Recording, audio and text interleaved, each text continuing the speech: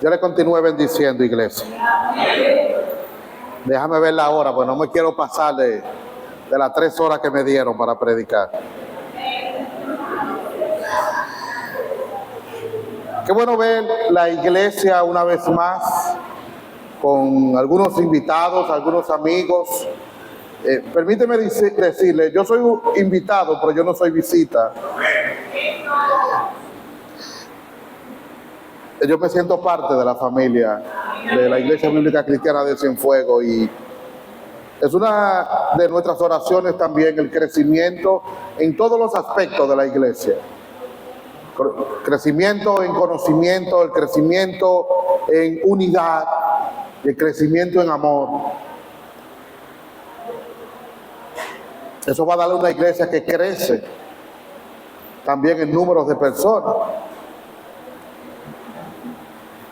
Y a eso somos llamados. Esa es la iglesia de Jesucristo. Damos gracias a Dios que nos permite reunirnos verdaderamente como iglesia. Porque aunque pertenecemos a iglesias locales diferentes, la iglesia de Cristo es una sola. Y es un solo cuerpo, que se reúne en diferentes lugares, pero con un solo objetivo, de darle gloria a Dios. Es para la gloria de Dios. En Efesios capítulo 1, el apóstol Pablo 3 veces dice que nosotros fuimos salvados para la alabanza de su gloria, para la alabanza de la gloria de Dios. Y de hecho, cuando Dios creó los primeros seres humanos, ellos le echaron a perder todo, aunque Dios lo creó para su gloria. Pero cuando ellos le echaron a perder todo, entonces Dios nos busca y nos rescata también para la alabanza de su gloria. Todo es para su gloria. Y es desde ahí que la iglesia es un solo cuerpo. Un cuerpo que Cristo ha preparado para ser la novia del Cordero, que estará sentada en la cena del Señor junto a su esposo, aquel día cuando Cristo levante su iglesia. Y Jesucristo en su ministerio terrenal dejó establecido el fundamento o la zapata de la iglesia, los cimientos de la iglesia. En su ministerio terrenal, Cristo iba dando pinceladas de dónde tenía que estar sostenida la iglesia. Si dejamos que ese fundamento de Cristo sea nuestro gobierno, gozaríamos de una verdadera relación con el dueño de la iglesia, que es el mismo Jesucristo, que nos amó tanto, que dio su vida por nosotros en la cruz del Calvario, para rescatar un pueblo, para hacer un pueblo santo y sin mancha delante del Padre. Pero desafortunadamente, la iglesia ha sido invadida drásticamente por las cosas del mundo y los deseos del corazón de cada uno de nosotros todos, y violamos radicalmente ese fundamento que fue puesto. El apóstol Pablo decía que nadie puede poner otro fundamento que el que está puesto, el cual es Jesucristo. Pero nosotros encima de la zapata queremos a veces poner otra zapata. Mis hermanos, después de una zapata no hay que poner otra. Después de una zapata lo único que podemos hacer es construir encima de la zapata. Y Cristo dejó establecido en la iglesia como fundamento su deidad, la deidad de Cristo, la deidad del Hijo de Dios y el gobierno sobre su iglesia. Eso es imprescindible para la vida de la iglesia y su firmeza. Creer que Cristo, que Jesús es Dios. ¿Qué dicen los hombres de Jesús?, preguntaba Jesús. Bueno, si recuerdan la declaración que dio el apóstol Pedro en Mateo 16, dice: tú eres el Cristo, el Hijo del Dios viviente. O sea, tú eres Dios, tú eres el Hijo de Dios. Y es sobre esa declaración que Cristo dice: sobre esta roca, o sea, sobre mí edificaré mi iglesia, sobre esta deidad. Si recuerdan en Mateo 7, en el Sermón del Monte, cuando Jesús dice a todo aquel, en el capítulo 7, a todo aquel que oye estas palabras y las obedece, le compararé a un hombre prudente que hizo su casa sobre la roca. ¿Sobre cuál roca? No estaba hablando sobre Pedro, estaba hablando sobre él, o sea, sobre mí, el que hace esa casa sobre mí. Pero unos versículos antes, Mateo 16, Jesús preguntó primero, ¿qué dicen los hombres? ¿Quién soy yo? Y esta es la versión del mundo. Un buen hombre, un profeta, algunos un enviado, algunos tú eres Elías, pero ninguno tenía una percepción correcta como la iglesia debe tener de que Cristo es Dios encarnado. También dejó establecido su santidad. Cristo dejó establecido la manera de resolver los conflictos en la iglesia, porque la santidad de la misma es innegociable. La santidad en la iglesia no es negociable. En Mateo 18 Jesús menciona que al cielo van a entrar los que se humillan como niños, o sea, los que nacen de nuevo. Tienes que nacer de nuevo. Tiene que haber transformación de vida en tu nacimiento. Habla de las consecuencias que tendrán los que hacen caer a otro en pecado. Hay consecuencias. La urgencia de buscar al que se descarrió del rebaño, no sea que él se fue por ti mismo de la iglesia. Él dice, si una oveja se descarría, ¿qué tiene que hacer? No ve y búscala. ¿A quién? Al pastor, no, a la iglesia, a todos. Tú no sabes por quién ese hermano no vino, por quién tiene 2 semanas que no viene.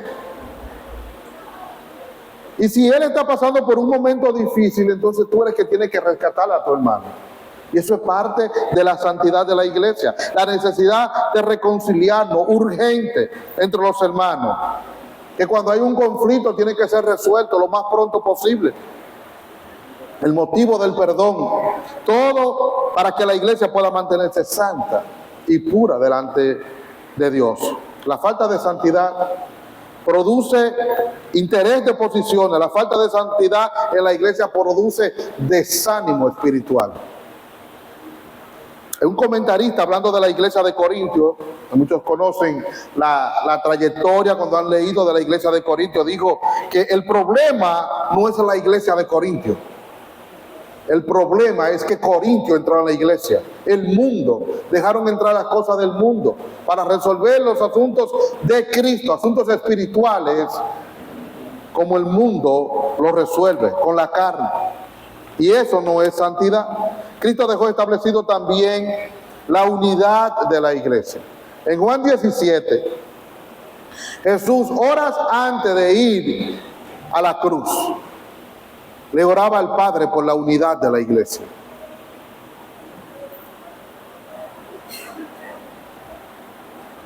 ¿Qué de importante es para Jesús la unidad de la iglesia?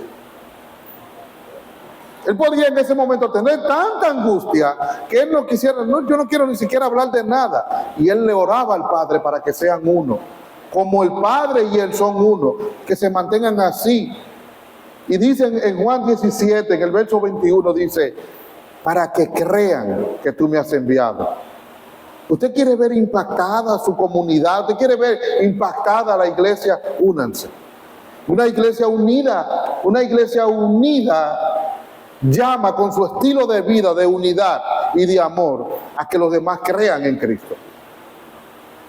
Las ordenanzas, recordar el cuerpo quebrado, la sangre derramada, solo para perdonarnos a nosotros, para que tengamos entrada al reino de Dios. Así como fuimos perdonados en esa cruz, recordar que todavía hay perdón para los que buscan perdón en Cristo. Todavía hay perdón, y el bautismo, la declaración pública de que en verdad pusiste la fe en Cristo, y desde ese momento entonces te comprometes públicamente a tú guardar el cuidado de la iglesia, la unidad de la iglesia, y pertenece a ser miembro de la iglesia de Cristo, a la membresía de la iglesia. La gran comisión, la proclamación de la salvación. La única y exclusiva manera de que los hombres vengan a Cristo es cuando tú y yo proclamamos el Evangelio, porque es a través del Evangelio que llega. El primer llamado que se le hizo al hombre después de la caída fue el mismo Dios que lo hizo. En Génesis 3:9, cuando le dice a Adán, Adán, ¿dónde estás tú? Ya Dios comienza a llamar al hombre a que se gire, a que vuelva en hacia Él, que gire desde el pecado hacia la bendita cruz. Pero el último llamado al hombre le toca a la iglesia. Dios le dejó esa encomienda a la iglesia. La proclamación del Evangelio nos corresponde a nosotros. para que la iglesia en dirección del Espíritu Santo proclamen que todavía hay esperanza para las almas perdidas. En Apocalipsis capítulo 22, el verso 17, dice, y el Espíritu y la esposa dicen, el Espíritu de Dios y la esposa que es la iglesia, dicen, ven. ¿A quién están llamando? A Cristo, que venga por su iglesia. Ven, y el que oye diga ven. Y el que tiene sed, aquí el llamado es para los que no tienen a Cristo, los que tienen sed. Y el que tiene sed venga, y el que quiera tome del agua de la vida gratuitamente. El último llamado, la última proclamación del Evangelio le pertenece a la iglesia. Y estamos en los últimos tiempos. Somos nosotros los que tenemos que llamar. Yo le estoy orando a Dios para que mi primo venga a Cristo. Y yo le estoy orando a Dios para que tú le prediques.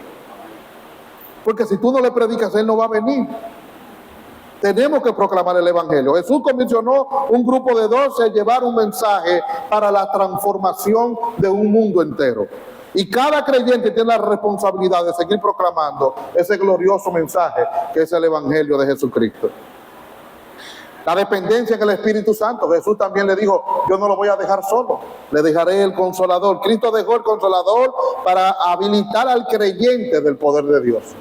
Para habilitar al creyente del poder de Dios. La iglesia puede desfallecer cuando deja de depender del Espíritu Santo. Desfallece. La tarea del Espíritu Santo era de manifestar la presencia activa de Dios al mundo, especialmente en la iglesia. Porque esa es su morada, la iglesia. Y mirando estas cosas de modo panorámico, entonces podemos decir, mis hermanos, la iglesia no es cualquier cosa. Pertenecer a una iglesia no es igual a pertenecer a un club de amigos en el cual nos reunimos y nos saludamos, nos llevamos bien. Y las reglas las ponemos nosotros en el club de amigos. El orden de la iglesia vino establecido por Dios. Dios es el que pone el orden en su iglesia para la gloria de Él, para que sea única y exclusiva de Él. La iglesia está llamada a mantener todo esto que hemos visto encendido, para que seamos guardianes de la verdad que ha sido revelada, que es su palabra, como le dijo Pablo a Timoteo. La iglesia es la casa del Dios viviente, donde prevalece la verdad de Dios. Los que guardamos la verdad de Dios, los que mantenemos viva la verdad de Dios. Ella es columna y baluarte de la verdad. Esa es la iglesia. Al inicio de la iglesia, los primeros como 3,000 que se convirtieron, entraron a un orden. Desde el momento que ellos se convierten, entra a un orden. El hecho de mencionar que eran como 3,000, se supone que lo contaron. Había un orden de quién pertenece a la iglesia y quién no es de la iglesia.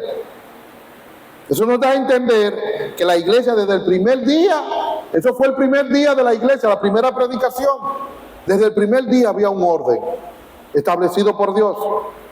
Un orden de membresía, normas explícitas que no eran negociables.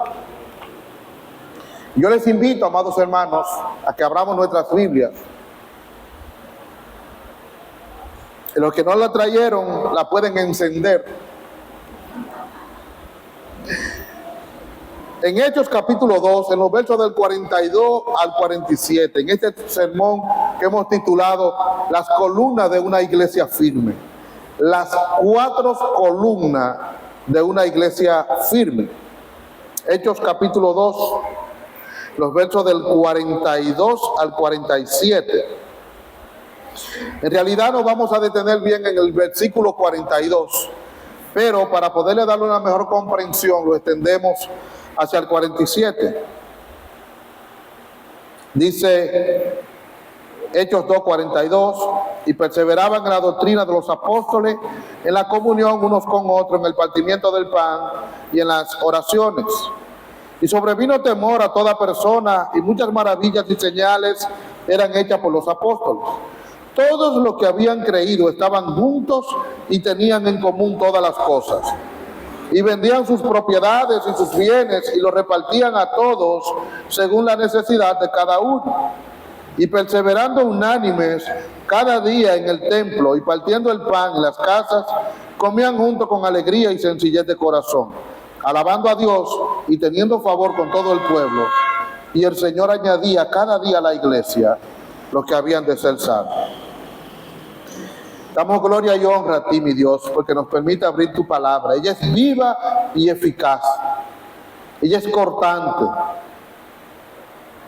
Aclamamos a ti, Señor, y apelamos a ti, para que tu iglesia, a través de tu palabra, salga edificada de este lugar. En el nombre de Cristo Jesús. Amén. Ya que vimos el fundamento o la zapata de la iglesia, vamos a completar el edificio colocándole 4 columnas. Lo que sostiene el techo de la iglesia son 4 columnas espirituales que no pueden ser quitadas ni ser cambiadas por otra columna. Estas 4 las estableció Dios. Quitar una derrumba el edificio. Quererle colocar la otra es querer añadirle a lo que Dios le puso a la iglesia. Y estas son las que están establecidas en el orden de Dios. Esta comunidad recién nacida poseía una pureza de devoción hacia el Cristo resucitado. Si notan, en Hechos capítulo 2 es el nacimiento de la iglesia. Llegó el Espíritu Santo, hablaban las maravillas de Dios, se predicó el primer sermón de la iglesia, se convirtieron como 3,000. Todo eso ocurrió en un solo día. Y ya ellos estaban robustos. Ellos dejaron la marca de una iglesia estable para las generaciones venideras. Poseían el modelo a seguir de cada iglesia, los deberes espirituales que deben conformar la identidad única de la iglesia de Cristo. Y nada, absolutamente nada, fuera del Cristo resucitado, de la dependencia en el Espíritu Santo y la palabra de Dios, definen la vida de la iglesia, ni la existencia de la iglesia. Nada. Esta iglesia no tenía elementos culturales de éxito, ni estrategias del mundo, pero estaba colocada sobre componentes necesarios para lograr los propósitos únicos, o el propósito único de nuestro Señor Jesucristo.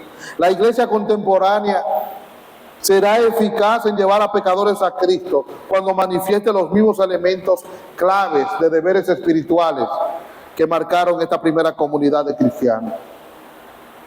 Y eran sin lugar a duda una iglesia perseverante, una iglesia que estaba firme, una iglesia que estaba colocada sobre la roca que era Cristo. ¿Cuáles son las características de una iglesia perseverante? Número 1, una iglesia perseverante tiene solo la doctrina de Cristo. Una iglesia perseverante tiene solo la doctrina de Cristo. Antes de Cristo ascender a los lugares celestiales, dejó la gran comisión. Y me gusta mucho aquí donde dice, después del verso 19, en el 19 que dice, por tanto, oí a ese discípulo, bautizándolo en el nombre del Padre, del Hijo y del Espíritu Santo. Noten en el 20, la parte A, que dice, enseñándole que guarden todas las cosas que os he mandado. ¿Cuántas cosas? Todas. Todas las cosas que ¿quién mandó? Que Cristo mandó.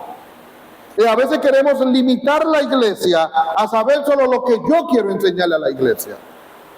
Cristo dice que eso no es así. Enséñenle todas las cosas que yo les he enseñado. Van a tener una sola enseñanza, es lo que está diciendo Cristo, y es única y exclusiva lo que yo enseñé. Es única y exclusiva lo que yo le enseñé a la iglesia. No tenemos que añadirle nada a la enseñanza de Cristo. En el versículo 42, la parte de A, dice, y perseveraban, o sea, estaban firmes en la doctrina de los apóstoles. La iglesia primitiva estaba firme en una sola doctrina. Cuando hablamos de la doctrina apostólica, es la misma doctrina de Cristo. Y muchos hoy prefieren que no le hablen de doctrina, que solo le hablen de Cristo. Permítame decirle que no existe la manera de yo hablarte de Cristo si no hablamos de doctrina. Porque Cristo es la doctrina. No hay manera. La palabra doctrina significa enseñanza. Esa es la enseñanza. Si la iglesia no está enseñando a Cristo, entonces un sistema, no muy tarde, le va a enseñar la doctrina de Satanás. Pero una tú vas a aprender. Una tú vas a aprender. Una de las dos tú vas a aprender. Si la iglesia no conoce la doctrina apostólica, la doctrina de Cristo, es seguro que Satanás va a querer enseñarle entonces la de él. Las consecuencias de escuchar voces erróneas que no provienen de Dios, doctrinas arraigadas a las ofertas que ofrece Satanás, las podemos ver, iniciaron en el huerto del Edén. Eva pudo distinguir que la enseñanza de Satanás era errónea, cuando le dijo, no, eso no fue lo que Dios dijo. Pero ¿qué hizo? Se quedó escuchando y aprendiendo del error. Siguió la conversación. Eva pudo distinguirla, pero ¿cuál fue la consecuencia? Bueno, Adán y Eva la macaron la fruta. Siguieron hablando con el error, siguieron envueltos en otra doctrina que no era la de Dios. Fue una oferta, solo una oferta que Satanás le trajo, no le trajo muchas, una sola. Comes del árbol y serás como Dios. Automáticamente el árbol que primero era prohibido, dice la palabra que ahora se ve codiciable. Ah, pero mira, se ve fácil, se ve mejor. Pero Dios te dijo cómo es, y por así se ve mejor. Y nos fuimos por el error. Adán y Eva no tenían Facebook, no tenían Twitter, no tendrían Instagram, no había televisión en ese tiempo, no tenían nada de eso en el huerto. En el huerto no se hablaba ni de las águilas, ni de los Yankees, ni de los Lakers. En el huerto no había problema ni con la Dirección General de Impuestos Internos, ni con migración. No había ningún problema de eso. No tenían nada de entretenimiento y cayeron en el engaño. Ahora imaginémonos este tiempo, con todas estas distracciones, con todos estos bombardeos que tiene la iglesia. ¿Cómo está el pueblo de Dios? Envuelto en tantas diversidad de doctrinas, de enseñanza, que no permiten que la iglesia crezca a la altura de Cristo. Solo fue una pizca de doctrina falsa y todo se echó a perder. Con una sola pizca de doctrina falsa, todo se echó a perder. ¿Y cómo estamos ahora? Dios es celoso, mis hermanos, con lo que Él estableció en su palabra. Y no es verdad que nosotros podemos tener diversidad de doctrinas, diferencia en asuntos de doctrinas fundamentales y podemos estar en sintonía con Dios. No, eso no es verdad. Eso no existe. Hay una sola palabra de Dios en asuntos fundamentales. La deidad de Cristo, la Trinidad, la soberanía de Dios, el plan de salvación, la gloria de Dios. Eso no se negocia. Son doctrinas fundamentales que Dios la estableció. Hay algunos aspectos no fundamentales en la iglesia. La llegada de Cristo, de si Él viene antes de la gran tribulación, si viene en el medio, si viene después. Y si todos estamos de acuerdo de que Cristo viene, mis hermanos, Cristo viene. La única preocupación que tenemos que tener es que Cristo viene. Y cuando Él venga, yo quiero que me encuentre haciendo así. Es lo único que yo necesito. No importa la manera, el orden del culto. Puede ser que en el programa del culto nosotros tenemos que después de la predicación se canta una alabanza, o puede ser que las alabanzas se cantaron antes de la predicación, que las ofrendas se cogen antes, que se recogen después. Eso tiene que ver con el gobierno de la iglesia. Eso no tiene que ver con doctrinas fundamentales. El número de ministerios, en esta iglesia tenemos 20 ministerios, en otras nada más tienen 4, eso tampoco son doctrinas fundamentales. Ese orden lo puede poner el liderazgo de la iglesia. Pero las cosas que son prioridad, Dios no tolera que nosotros queramos cambiarlas. Dios no la tolera. La iglesia de Pérgamo, que aparece en Apocalipsis, tenía diversidad de doctrinas dentro de ella. Esa iglesia local tenía varias enseñanzas adentro. Y la pregunta, ellos podían estar así y no tener consecuencias con Dios. Vamos a Apocalipsis capítulo 2. Lo vamos a leer en la Nueva Traducción Viviente, los versos del 14 al 16, que dice, pero tengo unas cuantas quejas en tu contra. Tenían un problema con Dios, pero tengo unas cuantas quejas en tu contra. Toleras a algunos de entre ustedes que mantienen la enseñanza de Balaam. Miren lo que está diciendo el mismo Jesucristo. ustedes están pasando por alto. Ustedes están ligados con otra enseñanza dentro de la iglesia. Esto no fue lo que yo enseñé. Quien le enseñó a Balac cómo hacer tropezar al pueblo de Israel, les enseñó a pecar, incitándolo a comer alimentos ofrecidos a ídolos y a cometer el pecado sexual. Mis hermanos, ustedes saben las doctrinas que hay con ligereza, que toman como libertinaje la gracia de Dios. Y están en las iglesias. Tú puedes pecar, tú puedes hacer lo que tú quieras y como quieras tú eres salvo. Si tú creíste, ya tú burlaste a Dios. Ya tú lo relajaste. Las escrituras dicen que Dios no puede ser burlado. Y aquí había una diversidad de doctrinas y miren lo que sigue diciendo. De modo parecido entre ustedes, hay algunos nicolaitas que siguen esa misma enseñanza. Arrepiéntete de tu pecado, o de lo contrario vendré a ti de repente y pelearé contra ellos con la espada de mi boca. Dios no lo tolera. Dios no tolera diversidad de doctrina en su iglesia. Al parecer en estos últimos tiempos no importa que diga Dios. No importa eso. Siempre y cuando nos llevemos bien, todo está bien. Lo demás es secular. Lo importante es que nos llevemos bien. Decía J.I. Packer, siglos atrás, estamos en un tiempo donde los falsos maestros están muy de moda y el pueblo desfallece por falta de conocimiento. Y el mayor peligro de los siglos venideros, gracias mi hermano, dice, el mayor peligro de los siglos venideros será religión sin el Espíritu Santo, cristianismo sin Cristo, perdón sin arrepentimiento, salvación sin regeneración, política sin Dios y cielo sin infierno. Pero permítame decirle algo, ese tiempo ya llegó y está cerca de nosotros. Está ahí. Era algo que se veía venir, que se aproximaba. Por lo cual, hermano, una iglesia con varias enseñanzas es como un bote donde un grupo está remando para un lado y otro grupo para otro. ¿Hacia dónde va a llegar? ¿Cuál es la costa? ¿Cuál es la dirección de esa iglesia? ¿Cuál es la dirección de ese bote? Uno va para acá y el otro va para allá. Ya llegaron porque no saben para dónde van.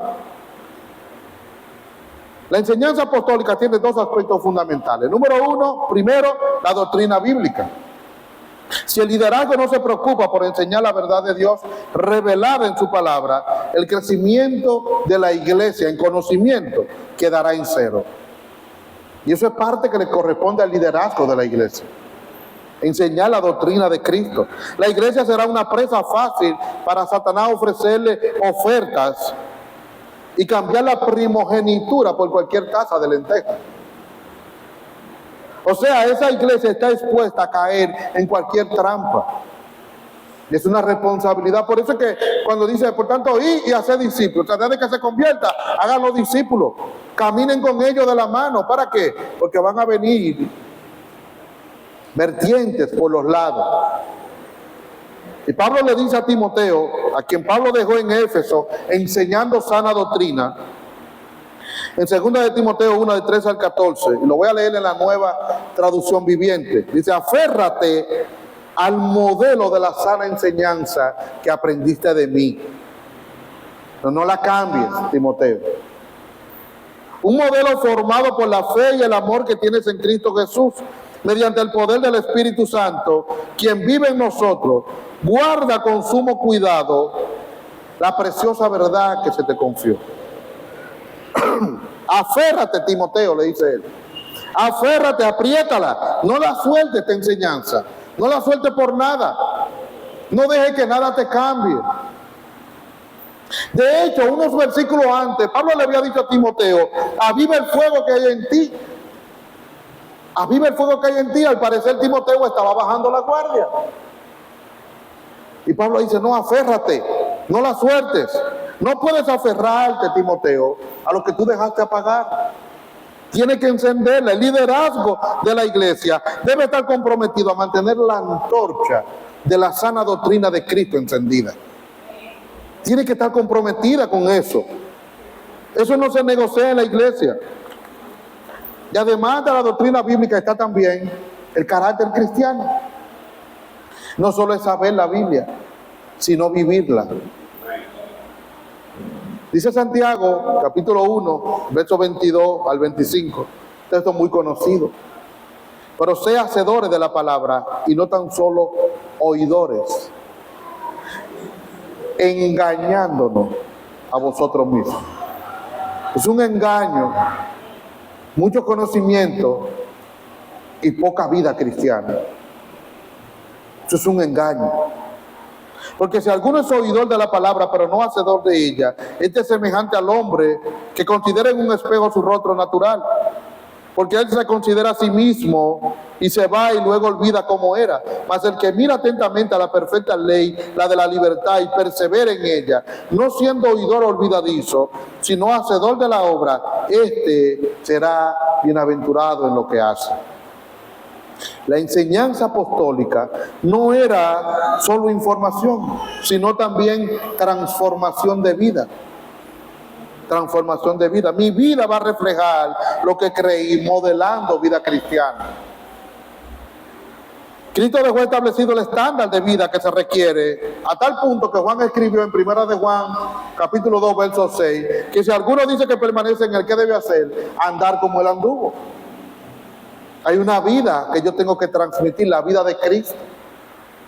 Y la doctrina apostólica debemos retenerla para no caer en herejía, pero nuestra vida debe difundir, debe fomentar lo mismo que hemos aprendido.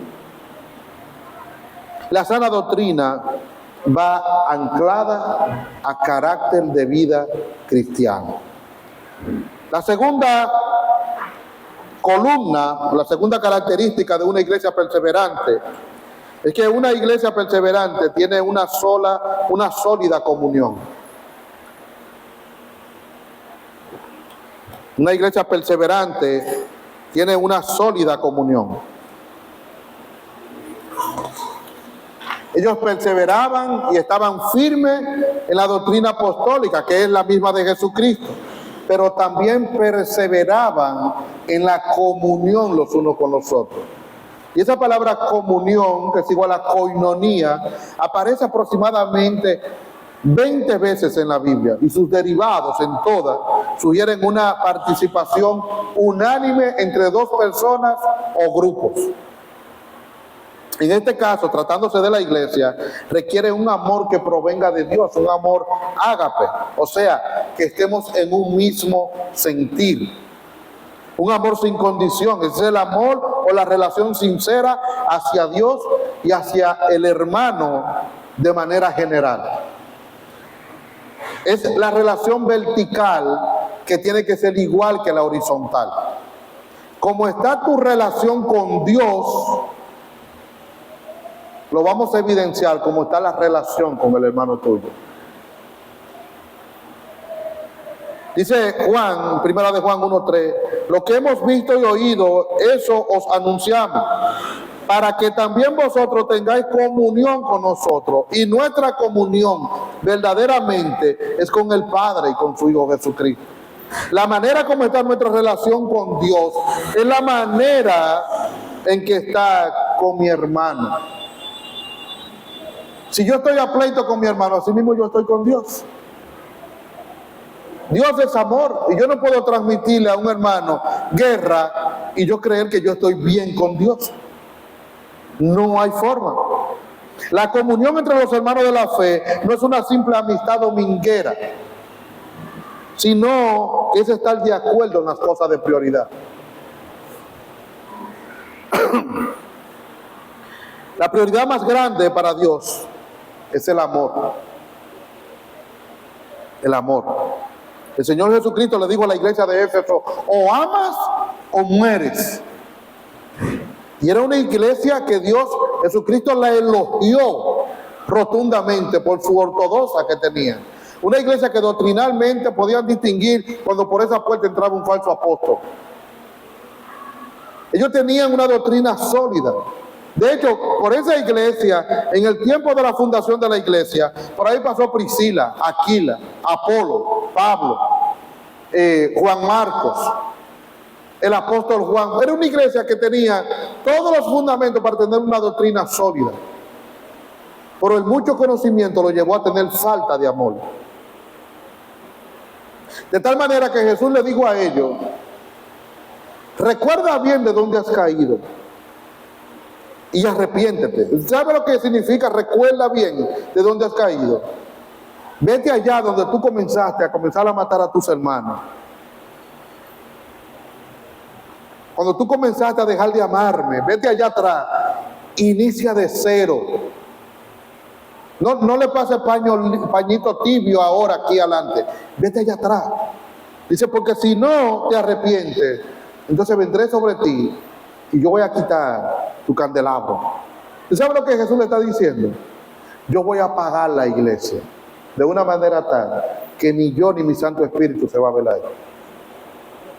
Una iglesia matada, muerta. Ustedes quieren seguir sin amarse, le está diciendo. Esa va a ser la consecuencia de una iglesia así. No importa cuánto defendemos la verdad del Evangelio, si tu defensa por el Evangelio no viene rebosada de amor, de nada nos sirve.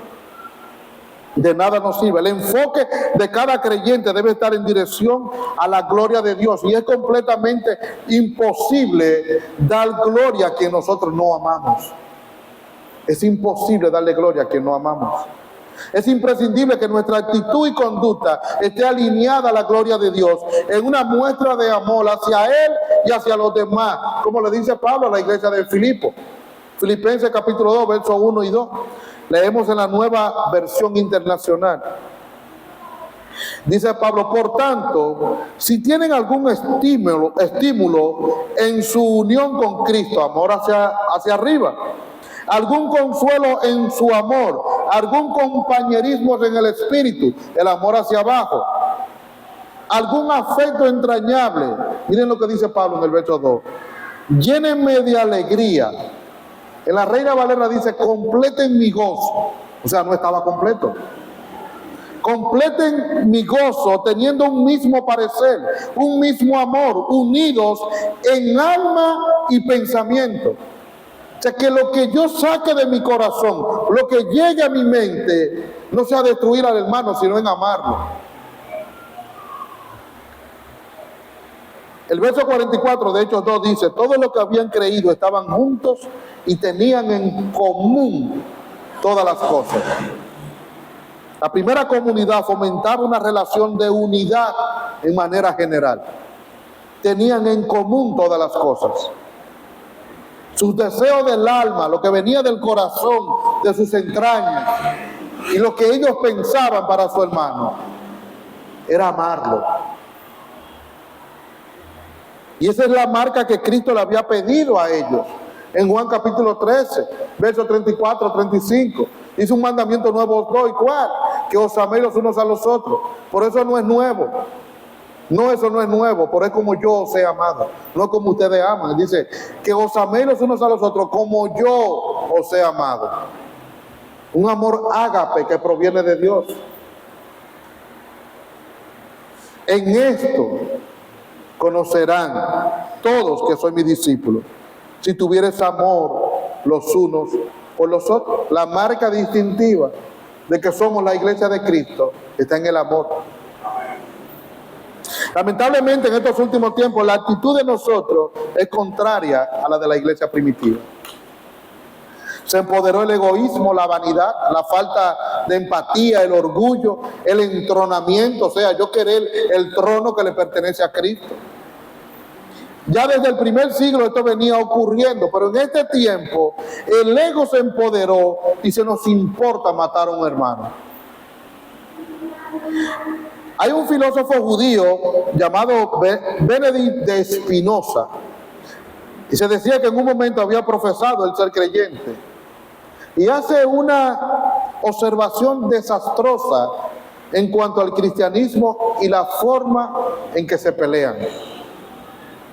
Y yo voy a hacer la cita. Él dice: a menudo me he preguntado cómo personas que hacen alarde de una profesión de religión cristiana, es decir, de amor, gozo, paz, templanza, caridad hacia todos los hombres, quieran disputar con semejante rencor y desplegar diariamente entre unos y otros semejante odio amargo. ¿Cómo es posible? Y la palabra se ven fuerte, confrontadora. A la vez podemos decir que es un ataque hacia la iglesia. Ese hombre es lo que está atacando al cristianismo. Pero en realidad lo que él dice, nosotros deberíamos tener mucho cuidado y ponerle mucha atención, porque no está lejos de una advertencia que dio Juan, en primera de Juan capítulo 3, los versos del 14 al 16. Nosotros sabemos que hemos pasado de muerte a vida, o sea que hemos nacido de nuevo, que somos creyentes en que amamos a los hermanos. Esa es la marca distintiva de un creyente. El que no ama a su hermano permanece en muerte. Ustedes saben de dónde fue que Cristo sacó a todos los que han sido salvados. De la muerte. Pero aquí dice que permanece en muerte. No ha nacido de nuevo. Verso 15. Todo aquel que aborrece a su hermano es homicida. Y sabéis que ningún homicida tiene vida eterna permanente en él. Verso 16, en esto hemos conocido el amor, en que Él puso su vida por nosotros. También nosotros debemos poner nuestra vida por los hermanos. ¿Notan que la declaración del filósofo judío debe llamarnos la atención? Estas de Juan son más contundentes y son inspiradas por Dios. Esta está en las Escrituras. Debe llamar a la atención. La marca distintiva del que tiene vida eterna es el amor hacia su hermano. Es el amor hacia su hermano. Un homicida no tiene vida eterna, dice Juan.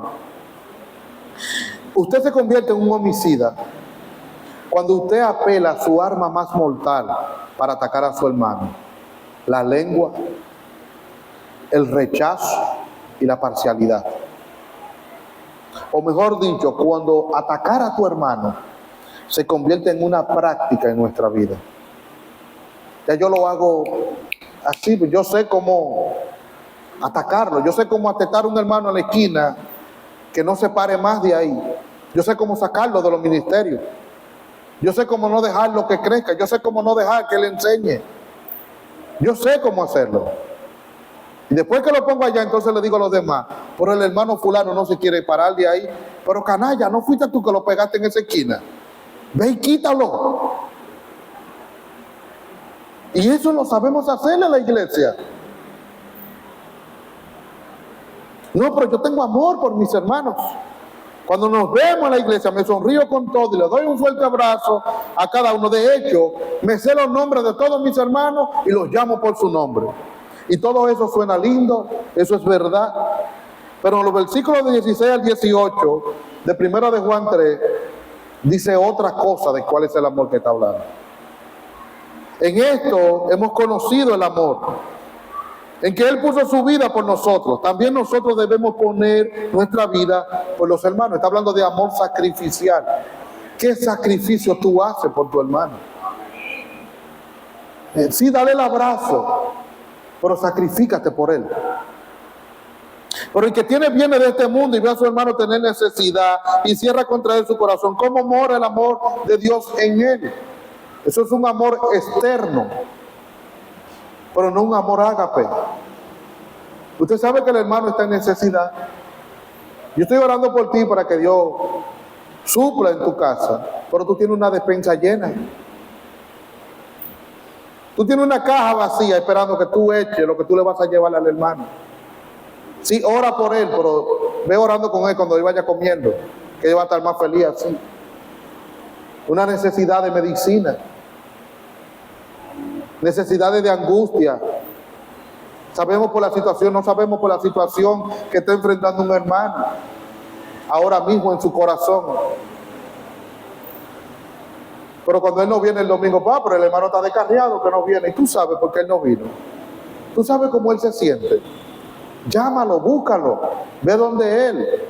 Llega a su casa ahora, en su hogar. Y Juan dice, hijitos míos, no amemos de palabra ni de lengua, sino de hecho y en verdad. Demostración de amor. Esto es lo que está en nuestro poder. Amar a mi hermano o rechazarlo o herirlo. Cerrar los ojos ante sus necesidades. creernos superior a los demás. Decía Jerry Bridges, tú puedes tener todos los dones espirituales, de tal manera que todo lo que se hace en la iglesia se puede hacer por tu mano. En la matemática divina, todos los dones menos amor es igual a 0. No hiciste nada. Sin amor, el idioma celestial es un sonido molesto. Sin amor, el conocerlo todo no ayuda a nadie. Sin amor, el más grande sacrificio de nuestra vida no tiene sentido. Usted puede hacer 1000 apartamentos para regalárselo a 1000 personas pobres y una universidad donde usted va a pagar todo lo que se va a necesitar en esa universidad y comprar toda la medicina que se necesite en el oncológico. Y si después que usted lo tiene todo, dice, ya entréguenle eso a esos infelices, lo mataste. Lo hiciste para vanagloriarte tú. No importa todo lo que tú hayas dado, lo que importa es con el amor que tú le entregaste. Y es por esa razón, hermano, que una de las estrategias de Satanás para mantener débiles e ineficaces a la iglesia hoy en día es con disputas y conflictos no resueltos. Tenemos 3 años, 4 años, 5 años discutiendo lo mismo. ¿Y por qué? ¿Cuál es la razón? Porque Satanás sabe que la falta de amor apaga la iglesia. Y una iglesia apagada no es una amenaza para el reino de las tinieblas. Esa iglesia no me amenaza, ellos están apagados. Esta es una cuestión de vida o muerte para la iglesia de hoy en día. El amor. Por tanto, como hermano en la fe, no solo vamos a tener que enfrentar muchos conflictos, sino que también debemos administrarlos según los principios bíblicos, como Dios manda que los resolvamos. Tenemos que sentarnos sobre la mesa. Si tú tienes que llorar con tu hermano por la unidad, por tu iglesia, ora por tu hermano, porque la iglesia no es tuya. Fue Cristo que murió por ella. ¿Por qué Pablo le pide a los filipenses en el texto que leímos hace un rato que sean igual en alma y pensamiento? Porque había un conflicto que se había llevado el gozo y la alegría de la iglesia. Completen mi gozo, le dice él. Y más hacia adelante, en Filipenses 4:2, le dice la Nueva Versión Internacional, ruego a Evodia y también a Síntique que se pongan de acuerdo en el Señor. Había un problema. Habían 2 bandos. Y estas 2 eran 2 líderes en la iglesia. Porque dice que él dice más adelante que ellas combatieron conmigo. Tenían ministerios, pero tenían 2 bandos dentro de la iglesia. Tenían desacuerdo que se había llevado la paz de la iglesia. Pero me llama la atención que el texto termina diciendo, de un mismo sentir en el Señor. En el Señor. Los conflictos de la iglesia que se llevan la paz y el amor se deben resolver en Cristo. No con las estrategias de los hombres. No, a él se le pasa. Yo lo ofendí, pero a él se le pasa. No, a él no se le va a pasar. Él está cogiendo impulso para tirarte la tuya. ¿Ustedes han visto esto que estos muñequitos, los que llegaron a ver el Street Fighter, cuando iban a tirar, cuando iba a tirar a alguien algo que se echaba hacia atrás? Así mismo hay un hermano cogiendo impulso que tú lo heriste, esperando ver dónde que te va a tirar, porque no quiere fallar. Es una sola vez que te quiere dar. ¿Por qué? Por un problema no resuelto, un conflicto que no se resolvió. Y esperamos allá para destapar lo que pasó.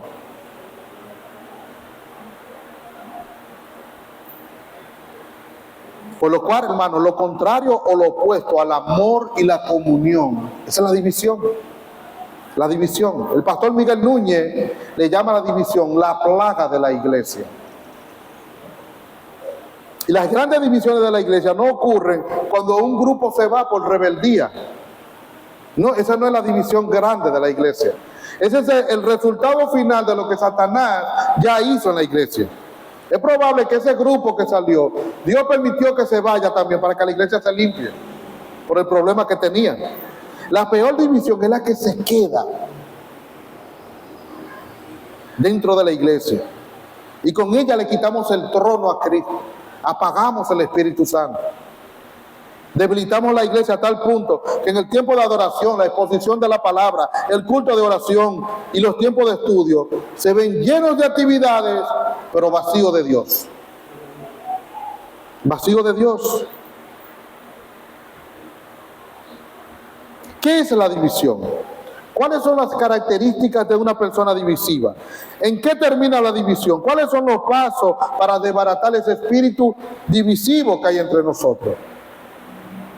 Eso nosotros lo podemos ver en otro sermón. Y voy a dejar ese espacio abierto para que me puedan volver a invitar. Él me debe una, que tiene que venir a predicar otra cosa.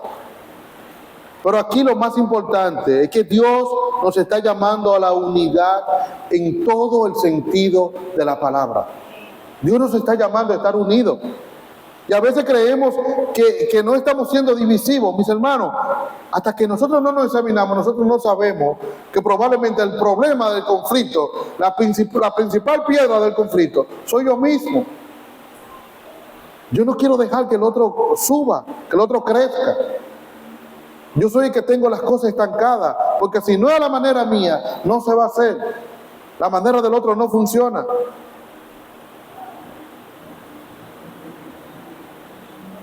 Eso nos llama a nosotros a amarnos y reflexionar. La tercera característica o la tercera columna de una iglesia perseverante es que una iglesia perseverante vela por el bienestar de todos. Vela por el bienestar de todos. En el mundo secular, la victoria la tiene el que más consigue. Mientras yo más tengo, yo soy el mejor. Pero en la iglesia la victoria y la gloria fue del que lo tenía todo y lo dejó todo para morir por todos. La victoria y la gloria es de Cristo en la iglesia. Nuestro glorioso Señor Jesucristo entregó su propia vida para que aquellos que estaban en tinieblas vinieran a su luz admirable en su nombre. Él fue el mayor sacrificio hecho en toda la creación. El Hijo de Dios. Dios se encarna, se hace hombre y viene a morir, a derramar su sangre en la cruz para salvar a los pecadores que estaban sin esperanza, donde estábamos tú y yo. Ese es el mayor sacrificio. Cuando nos reunimos a celebrar la cena del Señor, recordamos ese glorioso sacrificio del padecimiento de nuestro Señor y Salvador. En Hechos capítulo 2, verso 42, la parte C, dice, y perseveraban en la doctrina de los apóstoles, en la comunión uno con otro, en el partimiento del pan. Y ese partimiento del pan que aparece en el texto, muchos entendemos que es la conmemoración de las ordenanzas. Cuando Jesús partió el pan, lo comió y tomó la copa, luego les ordenó, hace esto en memoria de mí. Ese momento es en el que recordamos el padecimiento de Jesús para que tú y yo podamos tener paz para con Dios. Literalmente es para ponernos a cuenta con Dios, para que podamos ver nuestra vida pecaminosa y miremos hacia esa bendita cruz donde se derramó esa sangre para limpiarnos y ponernos a cuenta.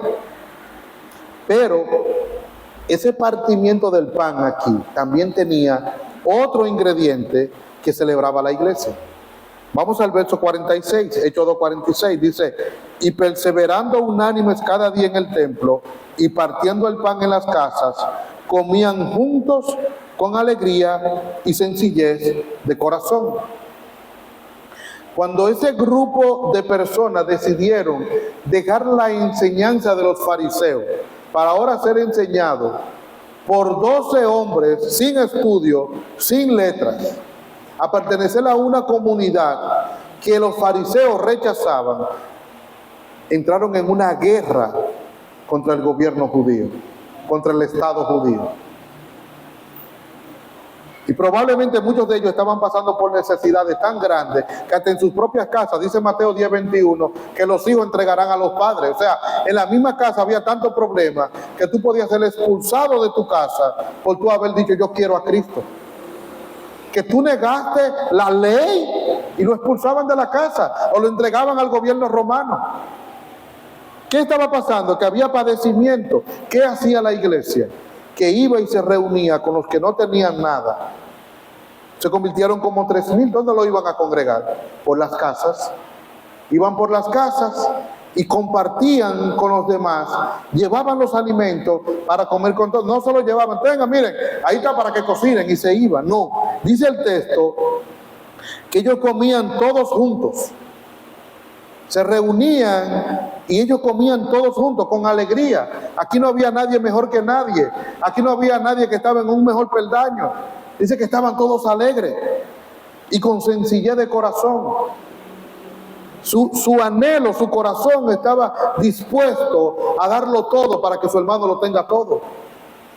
Eso era lo que ellos hacían, ese era el compartir. Incluso la cena del Señor, que nosotros tomamos el pan, tomamos la copa, en ese tiempo la cena del Señor no era así, era una cena de verdad. Si lo leen en 1 Corintios capítulo 11, se van a dar cuenta que era una cena completa. Había un compartir, dice que habían algunos que comían y dejaban a los otros sin comida. Había problemas. Y eso era problema de división. No había una sencillez de corazón, no lo hacían con alegría, no comían juntos, no se esperaban para compartir. Yo hago una pregunta. ¿Cuándo fue la última vez que llamamos a un hermano para preguntarle si él comió? Hermano, ¿cómo está su condición? Usted sabe que el hermano lo cancelaron en el trabajo. Usted sabe que en ese hogar hay necesidades. ¿Y cuándo fue la última vez que tú lo llamaste, que yo lo llamé para preguntarle? Aquel que está pasando por una necesidad, los medicamentos se le terminaron. No, pero eso que lo haga el pastor. No, el pastor no. El pastor, olvídese del teléfono del pastor. Nosotros somos una iglesia, somos una comunidad. Usted tiene el número del hermano, llámelo. Y si hay una necesidad que usted no la puede suplir, entonces pásesela al pastor. Dígale al pastor, dígale a un líder. Al hermano se le acaban los medicamentos, ¿qué hacemos? ¿Lo dejamos morir o qué hacemos con él? ¿Cuándo fue la última vez que un hermano con una situación de un quebrantamiento del alma, yo lo llamé porque yo quiero llegar a tu casa, porque quiero orar contigo, para yo servir de consuelo hacia él? El compartir entre los hermanos con sencillez de corazón demanda una relación en amor, como nosotros vimos anteriormente. Demanda corazones puros en el compartir. Que de verdad, cuando yo diga tú eres mi hermano, es verdad que tú eres mi hermano. Es de verdad que Cristo murió también por la misma sangre que me limpiaron a mí. Esa misma se derramó sobre ti. Es verdad. La prioridad de la iglesia para dar gloria a Dios es primero la misión de Dios. Y segundo, los más necesitados. Los más necesitados. Eso es estar en un solo cuerpo. La cuarta y última columna de una iglesia perseverante es que una iglesia perseverante depende solo de Dios. Una iglesia perseverante depende solo de Dios. Una iglesia que deje de depender en Dios tiene un solo nombre en la Biblia. Una iglesia tibia. Esos son los que no dependen de Dios. La iglesia de la Odisea era una iglesia tibia y Jesús le dijo a ellos, ojalá tú fueras frío o caliente, pero por cuanto eres tibio te vomitaré de mi boca. ¿Y cuál era la característica de ellos como iglesia? Que ellos no dependían de Dios. Ellos decían, nosotros lo tenemos todo y no dependemos de nadie. No dependían de Dios. Una iglesia firme es notable cuando está de rodillas buscando el favor de Dios. Una iglesia que no ora es un cercado de gente orgullosa que piensa que no necesita que ni Dios ni nadie intervenga en su vida. Hechos capítulo 2, verso 42, volvemos de nuevo. La última parte, dice, y perseveraban en la doctrina de los apóstoles, la comunión unos con otros, el partimiento del pan y las oraciones. Esta iglesia, escuchen esto, mis hermanos, esta iglesia no tomaba decisiones sin consultar y escuchar la voz de Dios. Permíteme volverlo a repetir. Esta iglesia no tomaba decisiones sin consultar y escuchar la voz de Dios. Pueden decir amén, los amén aquí son gratis, o lo están cobrando. Pueden decir amén. Esa es la iglesia de Dios. Una iglesia que depende de Dios. Y estos hermanos fue una característica fundamental.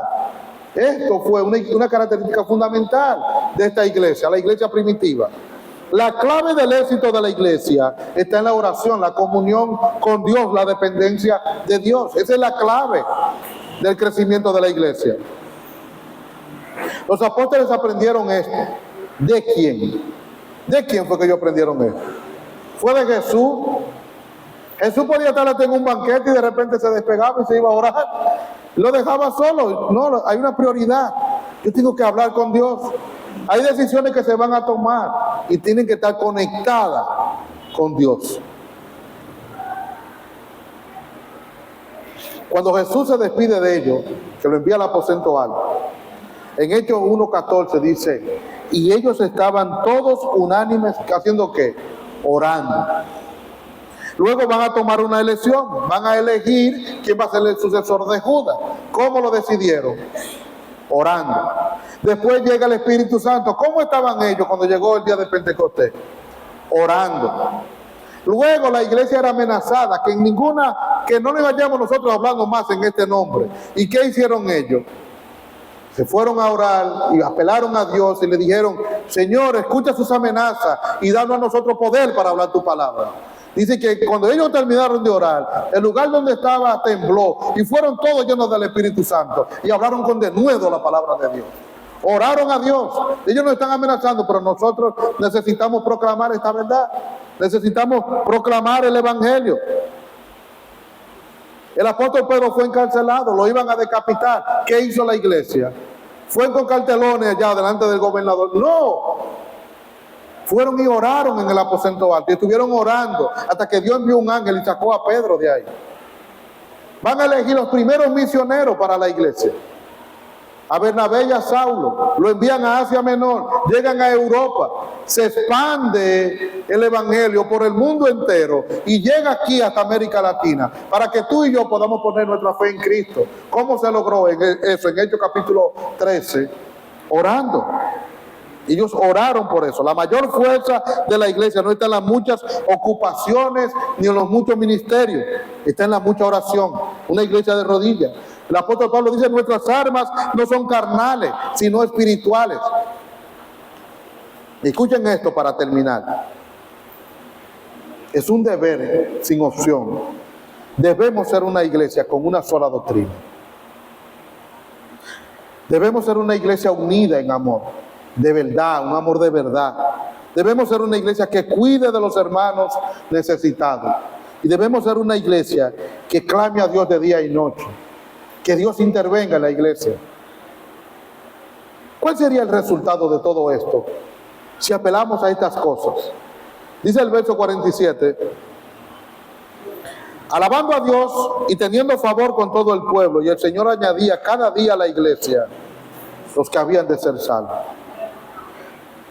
Su estilo de vida cristiana alababa a Dios. Ese día a día que ellos vivían a Cristo, alababa a Dios entre el pueblo.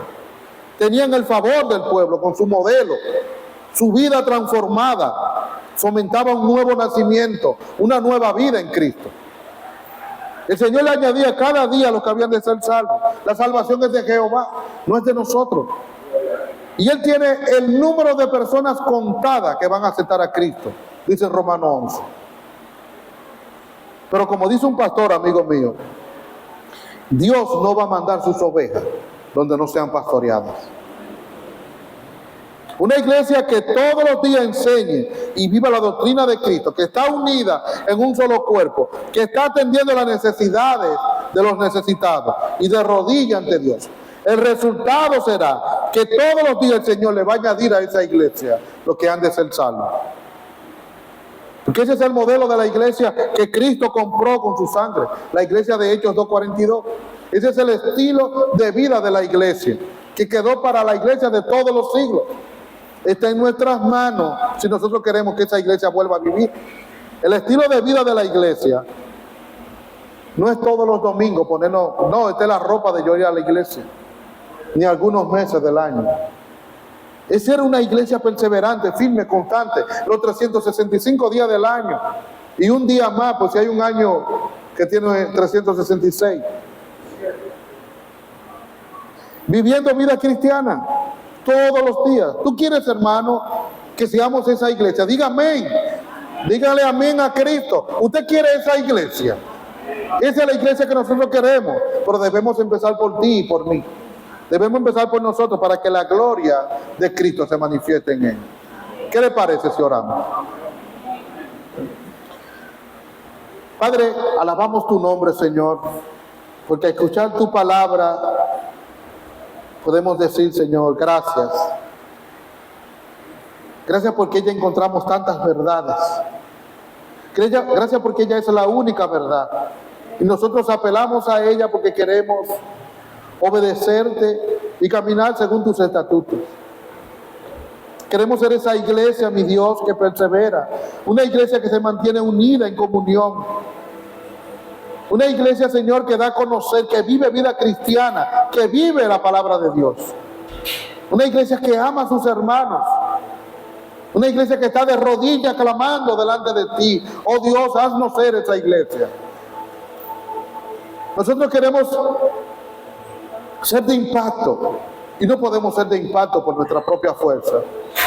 Ayúdanos, Dios, a ser esa iglesia que tú compraste con tu sangre. Ayúdanos por los méritos de Cristo Jesús. Amén. Amén.